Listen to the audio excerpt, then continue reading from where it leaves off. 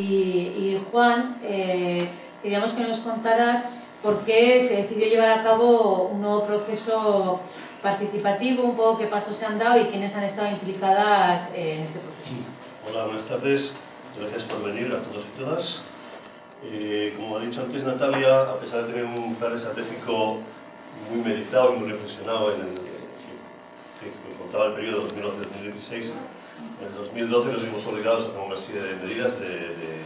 restricción tanto de actividades como desgraciadamente de personal de la oficina, y entonces llegamos a la conclusión de que para 2013 había que hacer un proceso pues, para adaptarnos a esta nueva situación. Y nos pareció que lo más importante, una de las premisas fundamentales,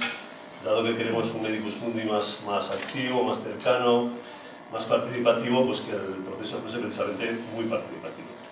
Y de hecho invitamos a participar a todo aquel que tenía algo que ver con Medicus Mundi, e incluso a gente que desde fuera de la organización pudiese darnos una visión más ajena a nosotros, más digamos, más positiva,